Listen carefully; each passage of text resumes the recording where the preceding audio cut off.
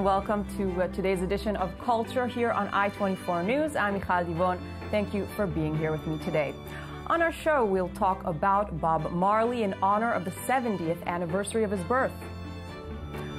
An Iraqi artist uses shoes to mock the Islamic State. And Botero opens his latest exhibition in his hometown. Bob Marley, one of the world's most successful musicians, died in 1981. But this week, fans around the world celebrate 70 years since his birth on February 6th. With me in the studio is Gil Bronstein, reggae producer and expert, to talk to us about the man, his legacy, and the countless tributes held in his honor. Thanks for being here with us today, Gil. Greetings. So tell us, what's reggae to you? What's Bob Marley to you? Well, Bob Marley is an inspiration, I think, for many, many, many people in this world. Bob Marley, for me, is like a cry for freedom. This is the movement that we must do, each of us, from slavery to freedom to freedom. And is this what he represents? If there's one thing that Bob Marley represents, what would it be? Well, I think this is a revolutionary. Bob Marley gave inspiration to people because of his messages of peace, of togetherness, of unity against a system that is oppressing so many people around the world. So this is the reality of Bob, a real revolutionary, coming from what was used to call it third world, a small island, and he really changed not only the music, but also a lot of colonial mentalities. And so he has influence around the world, and he's really become this mainstream culture. And in Israel, we'll talk soon about how he's influenced Israelis. Why do you think his music is so universal as well as his messages? First, the first reason is because the music is amazing. Every tune, every song is absolutely amazing. He invented reggae music with Lee Perry, so he really exposed the world to a new rhythm, to a new music, and it was the first time that we saw black and white together in big stadium and rejoicing together, and this solidarity. This is the message of Bob Marley. So it's music and solidarity, I think. And so what about the reggae scene in Israel? What's it like? Reggae scene in Israel is huge because we need this music like a medicine in Israel. Reggae music is a medicine for many people. As especially. Yeah. And here we need this peace music, we need these messages. We have in Israel sound systems that play sometimes even abroad. We have great bands, Israeli reggae bands. One of them, Zvulun Dog, was invited to perform at Summer Fest in Jamaica. We have Koach Rasta, we have Tikva Shesh, that is even mainstream reggae band in Israel. Very and you popular. Brought many big names to Israel from the reggae scene, including Marley's son, Ziggy Marley, who's married to an Israeli. Of course, most of reggae musicians and reggae bands came to Israel sometimes twice or three times to visit, and it's always very successful. And we have also a reggae festival in the desert each year. So the scene is really beautiful, and I'm telling you, every weekend you have reggae parties all over Israel, in kibbutzim, in cities. The music is a music that relaxes, that is, that is music. I think we need more in that case. If it relaxes, we probably need more of these parties around Israel. So it's now 70 years since his birth. How are Israelis celebrating? Well, this is a tradition in Israel. We have a fantastic celebration that is made by two Israeli producers, Shmulik and Guy Afikoman. They do it each year, and it's getting bigger and bigger. So this year they made it at Hangar 11, the picture that you see, and wow, it was a sold-out audience. And what is so special that every year the biggest stars in Israeli music are taking part in this celebration. So everyone is connected to reggae music. Not only reggae musicians, but also rock stars, pop stars in Israel. Everyone wants to be part of this celebration because for us, Bob Marley is big in Israel. So Bob Marley is something universal, yet the book that was published by his mother about Bob Marley, which you translated, has only been translated to Hebrew. In fact, can you tell us a little bit about this experience and how come there is this close link between Jamaica and Israel, between the culture from Jamaica, the reggae culture and Israeli culture. Lots of Israeli going to Jamaica all the time. And in one of my visits, I met Sedela Marley Booker, and I saw the book, and we immediately engaged in negotiation to translate it in Hebrew. And I must say that this woman is a really, really, absolutely beautiful woman, beautiful personality. She passed, she's not with us anymore, but she was in the 60th anniversary of Bob Marley. She was in Ethiopia in the huge celebration. They made the biggest concert ever in Ethiopia. Ethiopia, not in Jamaica. And now we are doing also this kind of celebration in Israel, a little bit smaller, but big also. Because it's not only this celebration in Tel Aviv. You have celebration of Bob Marley all over the country too. So really, so this is a week of celebrations. Now, I think the big question, does Bob Marley have a successor? Well, there is a lot of new talents. Jamaica is a place full of talents, unbelievable. Every year we have new surprises, new talents that we discover. So, of course, Bob Marley, there is a continuation, and reggae is here to stay with us long time. Now, last question, because unfortunately we don't have that much time. The Reggae Hut. I mean, I think you're the number one person, the number one expert on reggae, the go-to man in Israel. Tell us a little bit about the Reggae Hut and the archives that you have, very special archives. Yes, in my yard I have a small hut. In fact, I could fill 7 rooms with my collection of reggae memorabilia and all kind of memories and music and records.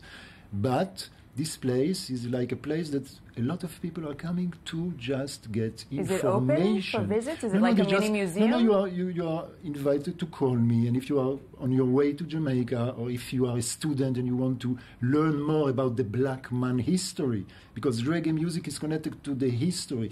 You can't be into reggae music without knowing and doing some research on the black man history, on Africa, on everything. So this is a place where I have all the books, all the music, everything available for everyone. Thank you very much, Gil Bonstein. For anyone who's interested in more about Bob Marley, there's your book, of course, and it's the week to celebrate his life and his legacy. So I guess people can call you if they'd like to know which parties to go to, or just they'd like to have more information. Thank you for being here with us today. Shoe throwing is considered incredibly offensive in the Arab world. Akil Karif, however, an Iraqi artist, uses the shoe as an artistic inspiration to mock the Islamic State. Daniel Campos has the story. Throwing the shoe at someone in Arab and Islamic countries is an insult. Footwear is viewed as ritually unclean. Accidentally displaying an exposed sole is also considered insulting. Iraq has a history of protest by footwear. Journalist Muntadar al-Zaidi famously threw a shoe at then U.S. President George Bush during a press conference in 2008. The events inspired the creation of video games, shoe exhibitions, and even the creation of replicas of this same shoe thrown at George W. Bush. But for Iraqi artist Akil Karif, old dirty shoe soles can also serve as an inspiration for a defiant parody on the Islamic State jihadists. The 35-year-old artist and architectural engineering professor is working on a mural of 24 shoe faces. Some people think that I'm offending the Islamic State by comparing their faces to the remains of shoes, because there is an Iraqi proverb that says, his face looks like a shoe.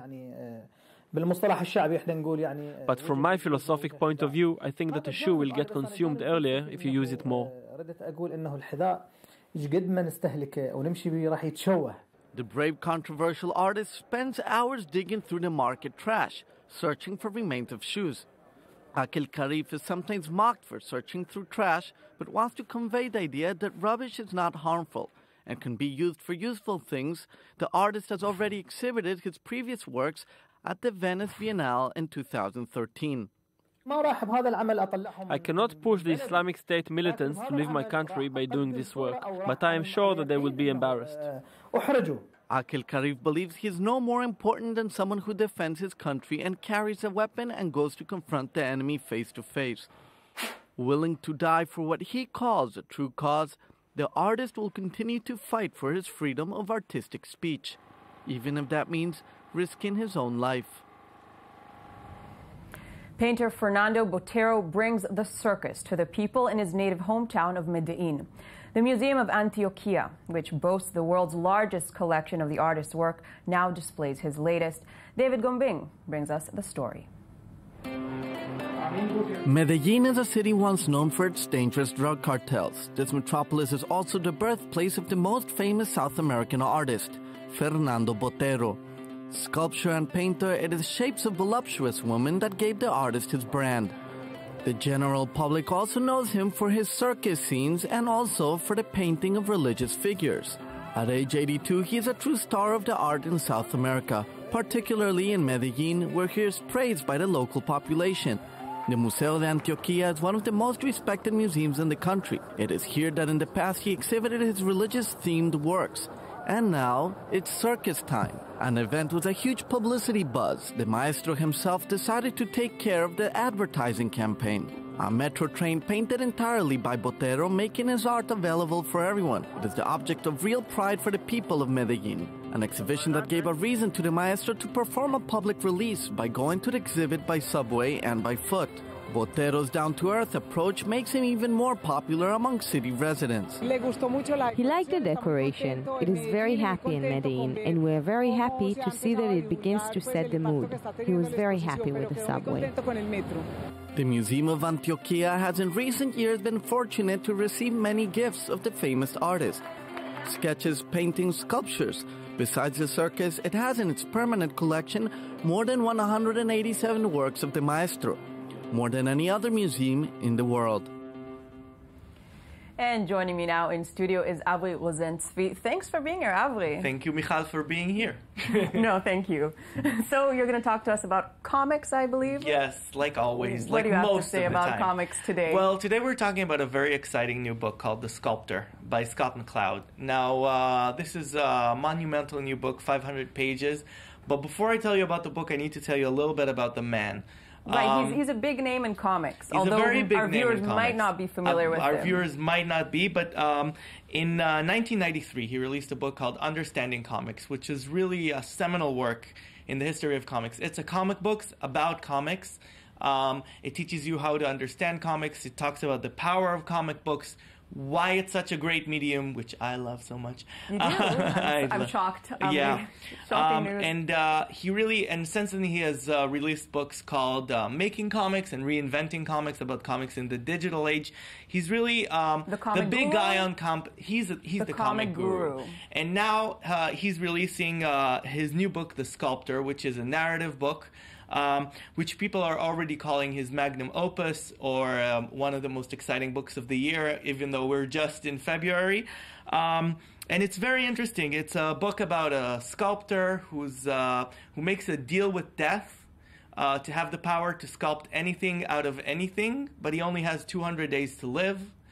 And he then falls in love. It's the dark side of comics. It's very dark. And he then falls in love with a woman. He then falls in love with a woman. Story. And it's a question about, the power to create. What does talent mean? What does fame mean?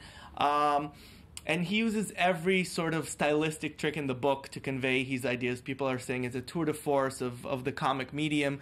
But he said that he found out that he's a formalist. He said recently to New York Times, the ultimate pride of the hyper-rational artist is to see if you can create something that wasn't calculated at all. So it's sort of a stream of consciousness thing, and I'm really looking forward to reading this book. So whoever wants to read 500 pages of comics, this is the book for you. This is definitely the book for you, Avri. Thank you so much for enlightening us today.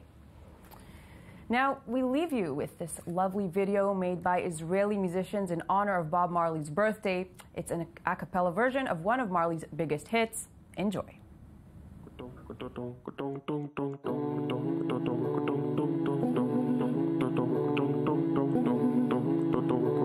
Could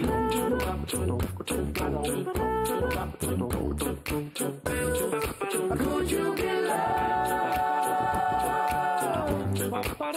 and be loved? Could you get love? Oh, now and be loved. Don't let them fool ya.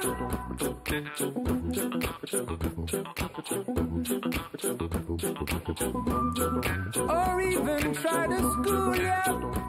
Oh no. Ooh.